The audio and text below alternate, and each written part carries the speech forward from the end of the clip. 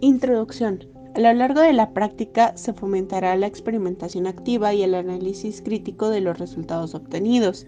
Al finalizar, los participantes deberán sentirse más cómodos y competentes en el manejo de datos en bruto, así como en la aplicación de técnicas de transformación para mejorar la calidad y utilidad de los conjuntos de datos con los que se trabaja.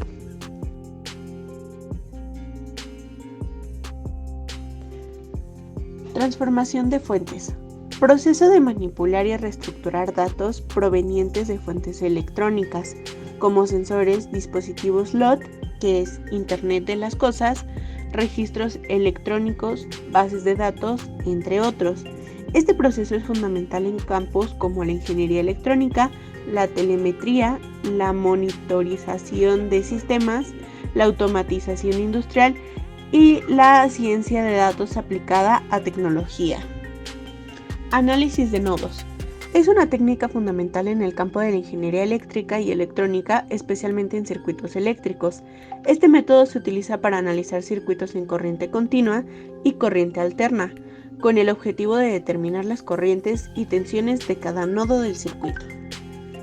Análisis de mallas. Es otra técnica fundamental en el campo de la ingeniería eléctrica y electrónica, utilizada para resolver circuitos eléctricos en corriente continua y corriente alterna. A diferencia de análisis de nodos, que se centra en puntos de conexión, en un circuito, el análisis de mallas se basa en las corrientes que circulan en las mallas o lazos cerrados del circuito. Análisis de supernodos y supermallas. Supernodos. Un supernodo es una agrupación de dos nodos en un circuito, creado para simplificar el análisis cuando hay una fuente de corriente controlada entre los dos nodos. Se considera un supernodo porque, aunque técnicamente son dos nodos distintos, se tratan como un solo en el análisis del circuito. Supermallas. Una supermalla es similar a un supernodo, pero en lugar de agrupar nodos, se agrupan mallas. Se utiliza cuando hay una fuente de voltaje controlada dentro de una malla y permite simplificar el análisis del circuito. Superposición. Es una herramienta fundamental en el análisis de circuitos eléctricos lineales. Este principio establece que en un circuito con múltiples fuentes de corriente o voltaje, la respuesta en cualquier elemento del circuito, como corrientes o tensiones, es igual a la suma de las respuestas individuales causadas por cada fuente, actuando por ser separado mientras todas las demás fuentes se mantienen inactivas, reemplazadas por fuentes ideales de cero. Para hacer la simulación del circuito en el programa Multisim, se colocarán los elementos a utilizar en la plantilla de trabajo. De la pestaña Play Source agregaremos la fuente de alimentación AC, así como la tierra. De la pestaña de básicos colocaremos 4 resistencias de 220, 100, 47 y 330 ohms respectivamente, un capacitor de 10 microfaradios y un inductor de 40 milihenries, junto a su resistencia de 39.02 ohms. Para este circuito se colocará la resistencia de 470 ohms, seguido del inductor con su resistencia. El inductor quedará en un arreglo en paralelo de las resistencias de 100 y 220, conectando esta última resistencia al capacitor.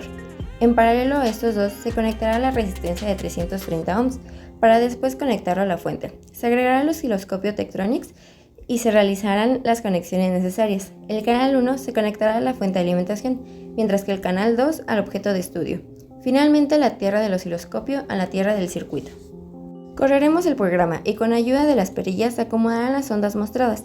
La onda amarilla que representa la fuente se alineará al 0 y solo se mostrará un ciclo de trabajo. De esta manera se podrá observar el desfasamiento que presentan las ondas. Para obtener la curva de Lisa-Jones en el osciloscopio seleccionaremos el botón Display y con ayuda del segundo botón localizado al lado derecho de la pantalla cambiaremos el formato de gráfica YT a XY. Con las perillas del canal 1 se intentará centrar la curva generada. En conclusión, es importante comprender el concepto de transformación de fuente, pues de esta manera podemos simplificar circuitos complejos. Por lo que al utilizar esta técnica será más fácil comprender el circuito y encontrar su solución. En esta práctica se pudo comprobar este comportamiento de manera analítica y gráfica.